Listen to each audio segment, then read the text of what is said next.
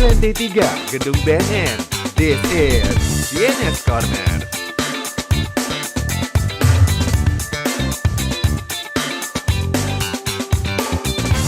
CNS Podcast kali ini ada banyak orang baru. Biasanya ada Ayah, sekarang ada siapa? Aku Safa, halo Sobat Cegar. Ada Safa dan juga ada Ilham yang akan kali ini mandu podcast CNS Corner, yang juga ini Ilham nggak sabar banget pengen interview wanita ini, dimana si cewek ini adalah salah satu mantan penyiar CNS Radio. Langsung aja kita kedatangan tamu dari penyuluh narkoba ahli muda, ada Weni Juwanita Sari. Halo Mbak Weni. Halo Sobat Cegar, aduh lama banget ya udah gak kemari. Akhirnya kesini lagi kita wawancara. Jadi ada apa nih? Ada banyak sampai ya. aku dipanggil. Tenang aja Mbak, kita tuh bakalan ngobrol santai. Dan sebelumnya, apa kabar Mbak Weni? Iya betul, kabar. Alhamdulillah baik. Alhamdulillah, kita semua baik. Semoga Sobat Cegar juga baik ya. Bisa terlihat dari looknya Mbak Weni tuh fresh banget ya, Safa ya. Setuju ya? Setuju. Oke, dan langsung aja kita chit-chat bareng sama Mbak Weni.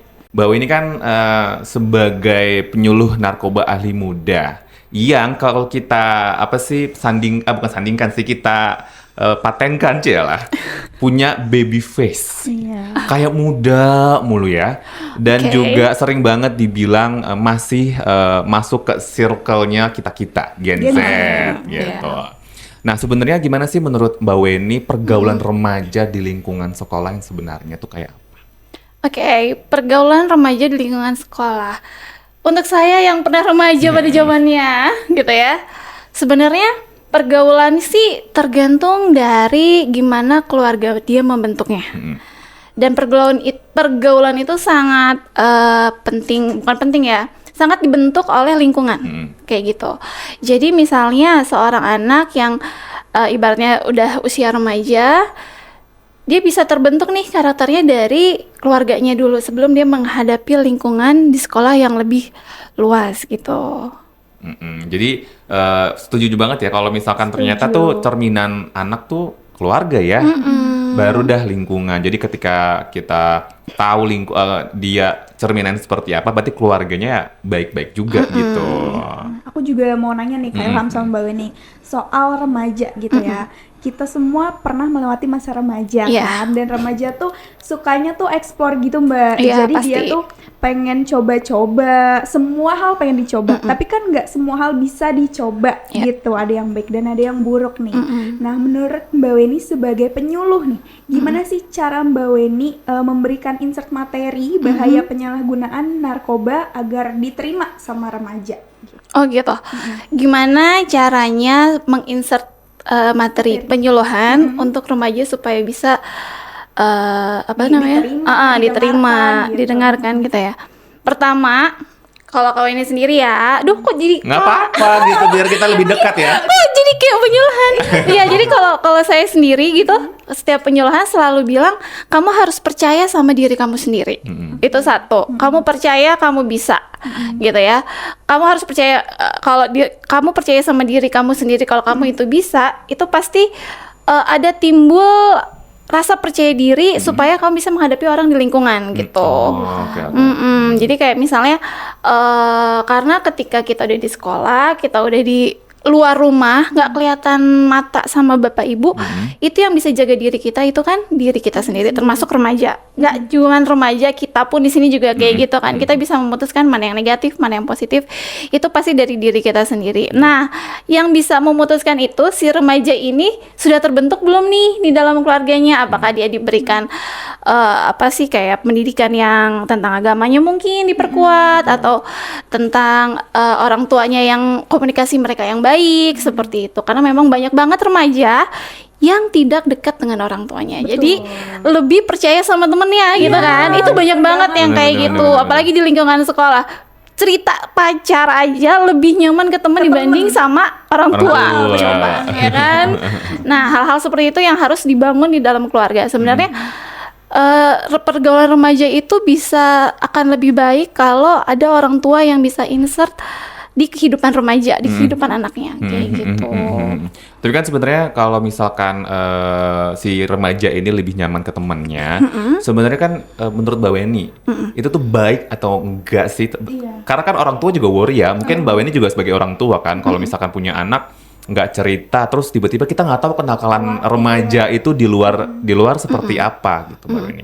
Kalau menurutku sendiri nih, karena aku juga lagi masih belajar, punya anak juga. Iya. Jadi dari sekarang nih, kayak misalnya setiap anak pulang sekolah tuh selalu nanya, kamu nanti tadi di sekolah ngapain? Tadi main sama siapa aja? Jadi mulai dari sekarang tuh kita coba untuk masuk ke dunia anak kita.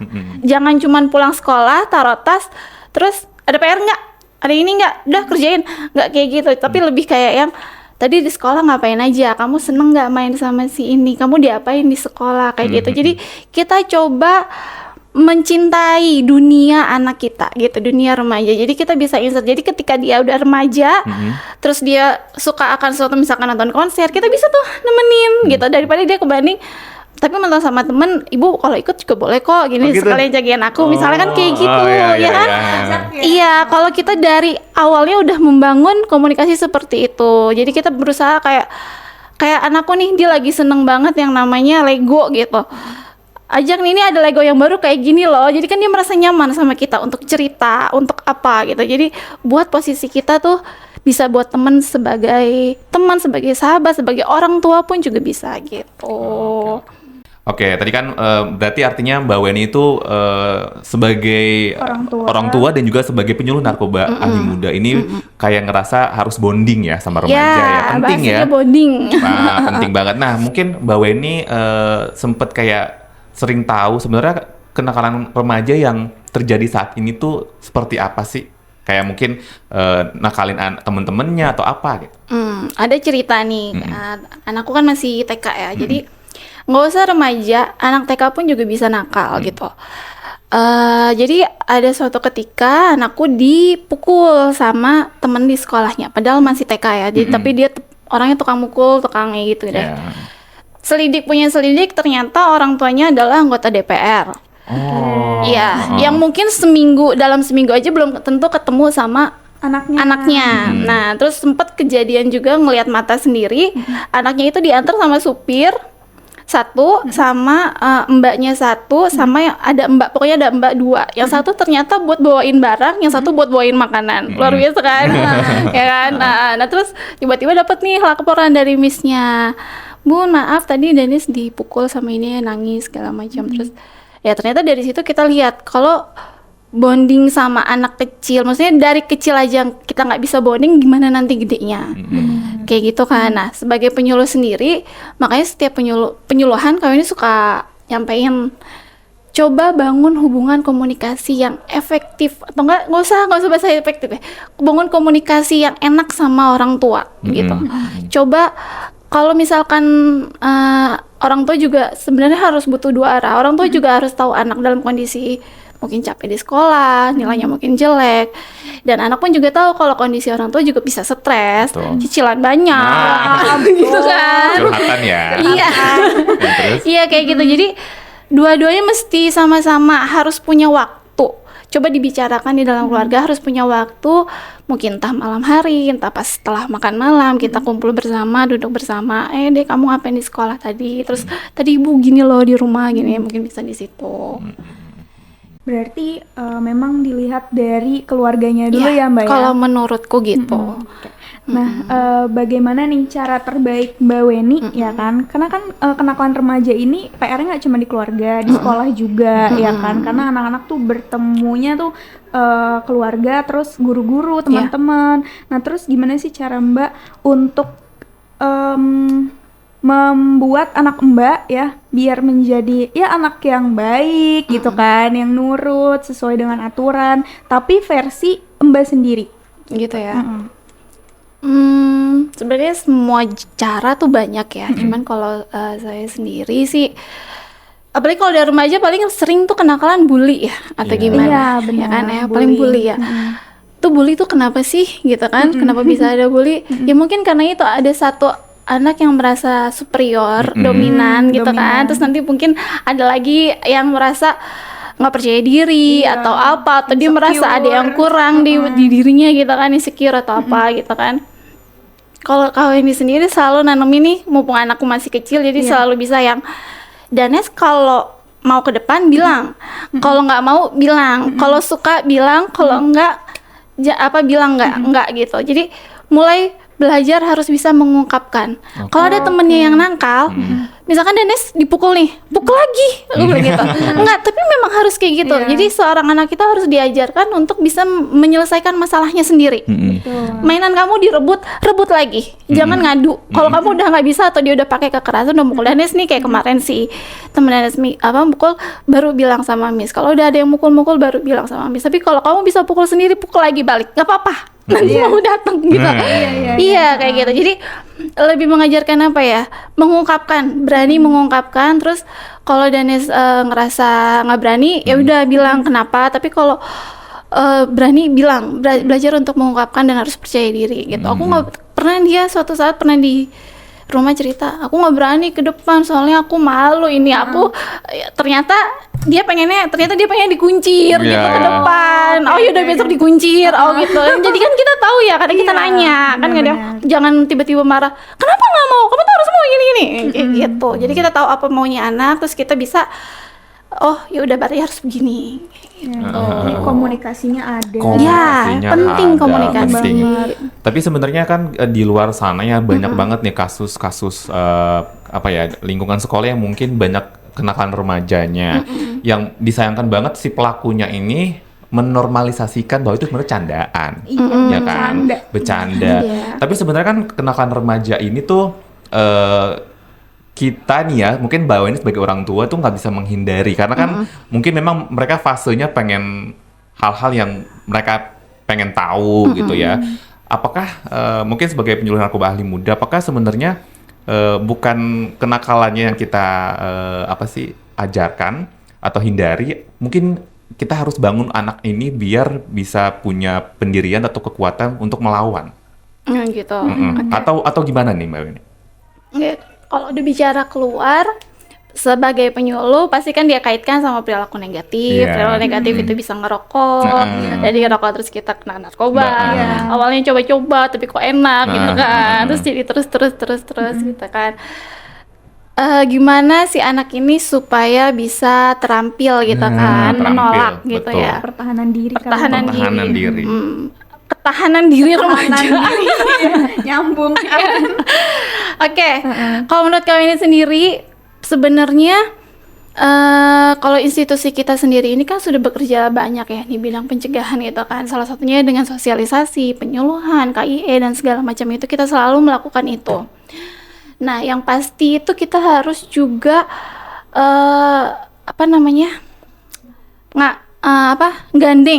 ngegandeng semua instansi, maksudnya nggak semua instansi juga, maksudnya sekolah, terus kita juga ketika kita kasih penyuluhan sama muridnya, ya jangan muridnya aja, gitu. Tapi guru pun juga perlu diberi gimana cara mengatasi anak yang mungkin terkena narkoba gitu misalnya, dan orang tua pun juga harus diberikan informasi itu kayak gitu.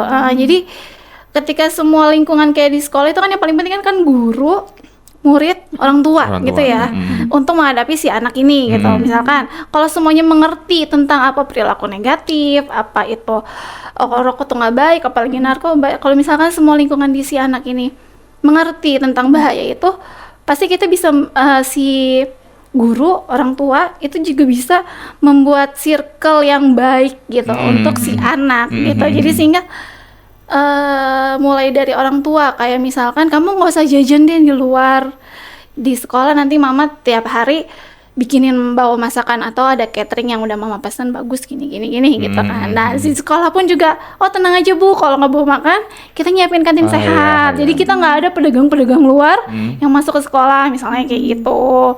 Terus kayak misalnya kalau pulang sekolah mungkin diadakan jemputan, atau setiap ada yang jemput harus lapor ke guru. Jadi anak nggak langsung main aja gitu kan, karena curi-curi waktu anak remaja itu pulang sekolah kayak Iya, gitu kan. iya. Heeh.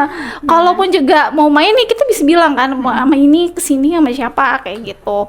Lebih ke situ sih. Terus kalau misalkan penyuluhan juga bilang pokoknya kalian yang bisa jaga diri kalian sendiri itu diri sendiri, bukan orang tua, apalagi pacar ya kan, apalagi ibu guru di sekolah. Kalian udah keluar dari sekolah ya udah nggak kelihatan mata, kalian udah keluar dari rumah nggak kelihatan mata sama orang tua. Nanti kalian ditawarin rokok, ditawarin apa gitu di luar, ya diri kalian sendiri yang bisa menentukan, oh gue terima apa nggak nih, ini apa Iya, nggak iya. nih, kayak gitu kan.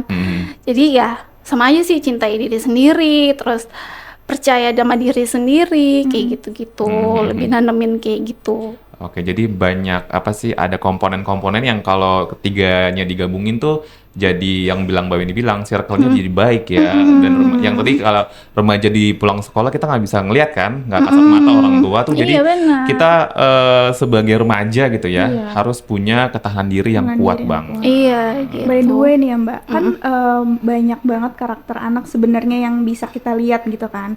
Gimana sih caranya Mbak Weni melihat karakter anak Mbak Weni sendiri? Misalkan kayak, oh anakku tuh introvert atau extrovert atau dia bisa defense nih sama temen-temennya. Maksudnya Mbak Weni tuh percaya kalau dia bisa bertahan gitu kan di sekolah. Maksudnya dia kalau misalnya ada yang bully tuh dia bisa dilawan lagi atau gimana, itu gimana cara Mbak? Oke. Kalau misalkan anak orang lain aku nggak tahu ya gimana. Iya. Terus tapi kalau untuk anakku sendiri sih selama ini kayak misalnya, Dek kamu kalau misalkan sekolah nggak ngerti Danes ikutin aja dulu gitu ya. Kalau misalkan Danes nggak tahu nanya gitu kan, Danes nggak tahu nanya. Terus kalau misalnya kamu ditawarin sama temen atau siapa, kalau kamu nggak suka, kamu nggak kenal orangnya, jangan diterima. Itu beneran aku bilang gitu ya ke anakku gitu kan, karena dia pernah cerita Rais bawa permen, ada temennya namanya Rais bawa permen, katanya dapat dari abang-abang, terus kasih Danes, tapi Danes kata mama kan nggak boleh makan yang dari, maksudnya makan aku nggak ngizinin makan permen atau ciki di luar, saya tahu gitu. Iya kata mama nggak boleh, kayak gitu sih, lebih kayak nanemin, intinya gitu lagi, komunikasi. Jadi kayak harus bangun komunikasi sama anak sedini mungkin supaya kita bisa masuk tuh ke dunia dia dari sekarang. Jangan tunggu gede gitu loh. Jangan tunggu gede terus baru kita ajak ngomong, enggak, tapi dari kecil. Jadi dari kecil dia tuh tipe yang kalau introvert juga enggak ya, tapi karena kalau pulang sekolah tadi aku pagi itu berangkat kan mama nganterin nih, terus aku masuk ke sekolah, terus aku taruh tas, aku main sama Jena, habis Jena aku lari-larian masuk ke kelas, aku ngipas-ngipas karena gerah gitu. Baru Detail ya, Mbak? detail, dia cerita tuh detail cerita, bahkan sampai kalau kita ribut di rumah aja cerita dia kemisnya bolak-balik kayak gitu. Jadi tipe yang storytelling kali ya. Ya kayak gitu. Jadi aku manfaatinnya nanya, karena dia tipenya cerita, kamu ngapain di sekolah, Danes punya apa ini gitu, jadi dia bisa ceritain semua kegiatan. Oh gitu ya, oh yaudah nanti kita kesana ya, gini gitu. Keren sih. Dan kan tadi kan udah banyak peran ya. Sebenarnya kan remaja ini tuh mereka ini benar-benar nggak bisa sendirian untuk menjalani remajanya mereka gitu ya. Iya, Tadi benar. ada komponen-komponennya. Tapi sebenarnya kan banyak remaja yang mungkin susah dinasehatin ya kan ya Mbak ya. itu Susah dia. dibilangin, mereka punya pendapat sendiri. Nah, gimana sih cara terbaik untuk bicara sama remaja tuh? Oke, remaja tuh emang masa dimana mereka mencari tahu, mencari jati diri, Iya, gitu iya, kan, iya. mencari, mencoba segala sesuatu yang baru gitu ya. Tapi kenapa nggak coba? Jangan kita bilangin, tapi kita coba arahkan, Oke. gitu kan. Kita coba arahkan. Misalkan kita ajak ngomong, nggak mungkin remaja keras kepala dari 24 jam gitu loh. Iya, betul, Maksudnya kan, betul. nggak mungkin 24 jam dari pagi sampai sore, nggak mungkin. Ada titik mungkin dia butuh cerita atau apa, kita masuk di situ gitu loh. Ada butuh titik dia bisa berpikir, merenung, kita masuk ke situ. Jangan bilangin, tapi dengerin dia cerita, lalu arahkan, tapi nggak langsung. Karena remaja yang lagi galau, remaja yang lagi keras kepala atau lagi merenung atau apa, nggak bisa tuh yang namanya lo harus gini, lo harus Iya, itu. nggak bisa dapat Nggak. saran gitu. Nggak bisa, iya nggak bisa. Tapi mending lebih dengerin dulu, oh kayak gitu, ayo gue paham kok, gue ngerti apa yang lo rasain gitu kan, ya udah lo istirahat dulu gini nanti sambil makan, tadi dulu minum dulu ya makan dulu, tapi misalnya kalau kayak gini mendingan deh gitu. Jadi tahu momennya ya. Iya, kita harus tahu momennya juga kayak gitu, lebih diarahin, jangan ngejudge ya, remaja tuh paling nggak bisa dijudge, nggak bisa. Sulit. Karena kalau dijudge tuh kayak punya timbul rasa insecure gitu-gitu ya. Jadi ada masalah baru, masalah insecure-nya. Jadi kayak mungkin memang jadi orang tua atau mungkin jadi temen juga ya. Sesama teman tuh jadi pendengar yang baik dulu ketika mungkin remajanya ini keras kepala atau susah dinasehatin. Benar gitu. Nah, kalau aku lihat di media sosial nih Mbak Weni ya, banyak yang pro kontra.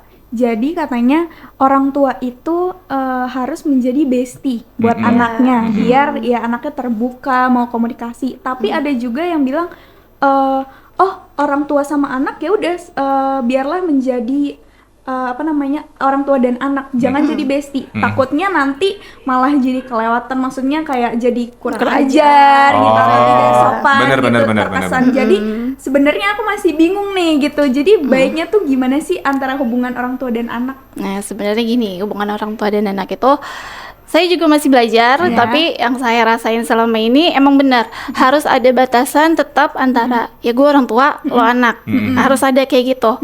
Itu tapi nggak setiap hari juga, tapi itu kan berlaku selamanya. Saya rasa kan bukan setiap hari.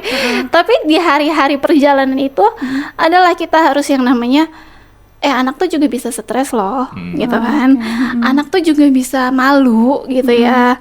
Anak tuh juga bisa insecure sama orang tuanya gitu kan. Anak tuh juga bisa merasakan apa yang orang tua, misalkan anak stres, orang tua stres, anak pun juga bisa. Nggak mungkin remaja, maksudnya jangan salah kalau kita ngiranya anak tuh happy walaupun dia nggak kerja, dia cuma sekolah, bangun, tidur, makan, main, tapi dia punya beban sendiri gitu kan.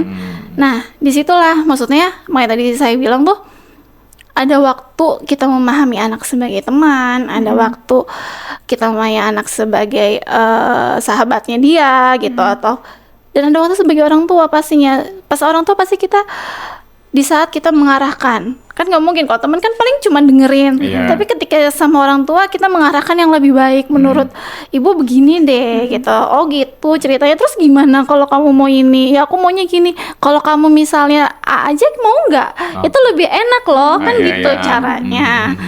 Sebenarnya benar, orang tua tetap menjadi orang tua, anak dan tetap menjadi anak, tapi hubungan yang dibangun itu yang penting.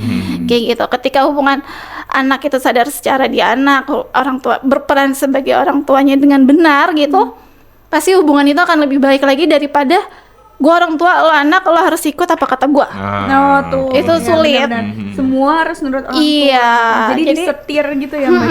Jadi sekarang apalagi zamannya kan udah kayak Gen Z ya kan, udah nggak kayak dulu lagi. Jadi kita harus ya inilah apa namanya, support selama masih baik. Kita harus bikin support system yang baik gitu. Maksudnya kita juga harus memahami kalau perkembangan zaman itu udah jauh berbeda dari zaman dulu gitu.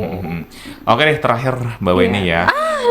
Sebelum closing. Sebelum kita closing nih Mbak Weni ya, sebagai penyuluh narkoba ahli muda, nasihat apa nih yang mau Mbak Weni katakan sama remaja saat ini bahwa sebenarnya menjaga diri, lingkungan, keluarga tuh penting untuk menata masa depan.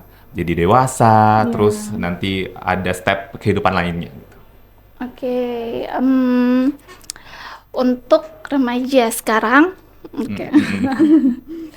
cobalah untuk percaya diri kamu sendiri, percaya kalau kamu itu bisa, dan temukan passion kamu sendiri, raih mimpimu, bangun. Iya, bangun ya. Bangun.